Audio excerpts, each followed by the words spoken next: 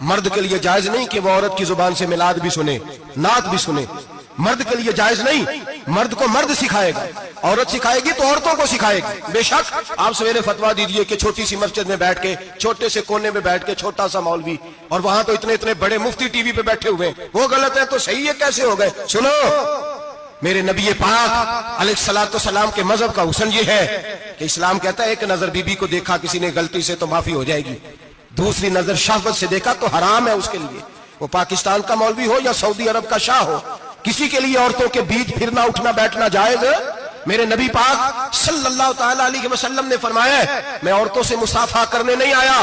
اور میرے نبی پاک صلی اللہ علیہ وسلم نے فرمایا ہے، حضور فرماتے ہیں دیکھیں نا، کتا بالکل ناپاک نہیں ہوتا، کتے کا تھوک ناپاک ہوتا ہے، یا کتا گیلا ہو جائے تو ناپاک ہوتا ہے، لیکن خنزیر سارا ناپاک ہوتا ہے، کل ناپاک ہے خنزیر.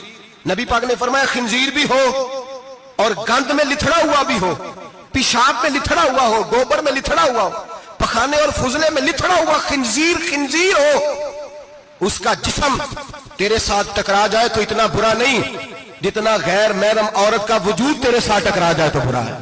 اس حد تک میرے نبی پاک صلی اللہ علیہ وسلم. اور گنبد کے معاملے میں فتویٰ دینے والے، یا رسول اللہ کہنے پر کفر کا فتویٰ دینے والے اور بڑی بڑی باتیں کرنے والے خاموش کیوں ہو گئے؟ یا ایھا الذین آمنوا لا تتخذوا اليہود والنصارى اولیاء. رب فرماتا ہے یہودیوں اور عیسائیوں کو دوست نہ بناؤ، یہ تمہارے دوست ہو سکتے، یہ تمہارے سجن ہو سکتے. جب عرش کا مالک کہہ رہا ہے سجن نہیں ہو سکتے تو دوستی کی بات کیسے بڑھا رہا ہے؟ یا رسول اللہ ہمارے سجن کون ہو سکتے ہیں؟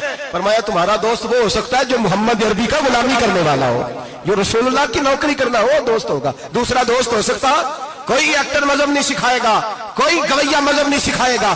حضرت جناب سیدنا جنید بغدادی، بغداد کے پیر سے کسی نے پوچھا تھا آج سے 1100-1200 سال پہلے، وہ تو زمانہ ویسے نیکی اور پرہیزگاری کا تھا، کہا بابا جی مرد اور عورت نیک ہو، بغیر پردے کے، بغیر حجاب کے، بغیر دیوار کے بیٹھ کر ایک دوسرے کو دین سکھا سکتے ہیں؟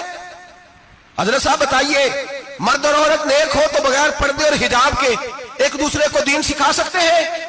تو حضرت جنید بغدادی فرمانے لگے سکھانے والا حسن بصری ہو اور سیکھنے والی رابعہ بصری ہو تو پھر بھی بغیر پردے کے بیٹھنے کی اجازت نہیں.